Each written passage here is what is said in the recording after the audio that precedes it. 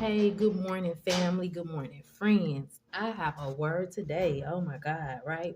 So, as I was in meditation and I was just praying over something that I had experienced, recently and in the past, and I was just, coming to God about it because, like He said, in all things come to Him in prayer and supplication, make our requests known unto Him, right? And so I was just asking Him about a certain person.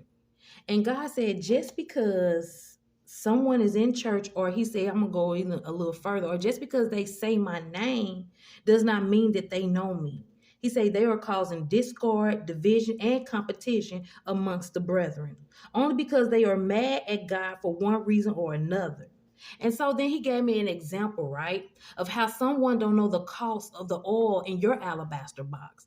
He was saying that someone who once believed in him get mad at him over a loss of something, a diagnosis, a bad relationship, rejection, the word no. They get mad at God because they feel like God let that happen to them. And so they turn against God, but yet they still seek out people who are holy, who have God in their hearts, who wants to serve the Lord, to try to cause discord amongst them, to pick and choose the good and the bad of God, to try to turn you against God, just to cause competition, even in the church. And so God says that this person that has turned against him look at you and be like, how is it that God can bless them and they so happy and they so this and they so that, when they don't know the cost of the oil in your alabaster box? They don't know that behind closed doors, you're on your knees, you're praying, you're asking for forgiveness, you're asking for mercy, you're asking for favor, you're asking for strength and grace, you're even asking for the words to say to someone who may cross your path, who is not even on the same page as you. They don't know, but all they see is you giving God the glory and you giving God the praise,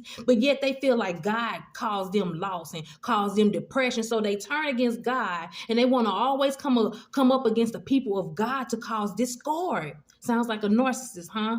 Yeah, well, I dealt with one of those too. As to where he came and told me, why you always saying you were blessed whenever somebody asks you how you doing? He said, because you may be making somebody feel like God ain't blessing them, but He blessing you, and you make somebody feel some type of way. And he started causing discord in my mind because I was like, what is he saying? What does, what I'm saying? And for a minute, and God said, you better not. You better always continue to speak about my goodness and my grace and my mercy over your life so that you can pull the next person too. He was trying to denounce God in my life, telling me you shouldn't be saying it because you'll make somebody else feel some type of way. No, those type of people who have lost things then cling tighter on to God. They wanted to turn against him as if God was the reason why they went through what they went through. And that's not it. That's not it. Is that they chose to go their way and chose to blame God for the things that they went through and not to cling tight to him, to get the lesson, to get the understanding, to get stronger in God. But yet they look for people with the light of God in them to try to destroy them, to try to discord amongst them, to try to bring competition amongst them. And it's not right.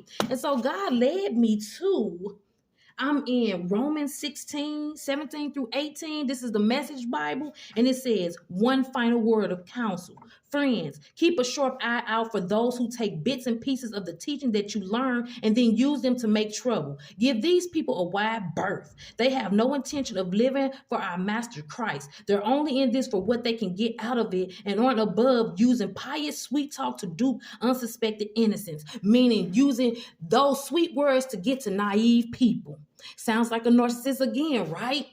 So God said He will not let us be ignorant to the tricks, the tactics of the enemy. So if God giving me knowledge, I'm going to share it with my people because I love y'all. And I know that God wants you to know, because we feel like when we're in these certain situations that it is what it is and there's no way out, but there is. He say they sweet talk us because we're naive. But once you come into the knowledge, and God won't leave you ignorant to the tactics of the enemy, you become full aware and you can see it a mile away. Hey, this not it. So be careful of people who scream God and God say He don't know them, because they can pronounce His name but deny the power of Him. So on today, I encourage you to keep a sharp eye out, like God said, and watch out for those who bring discord among the brethren. Have a blessed day.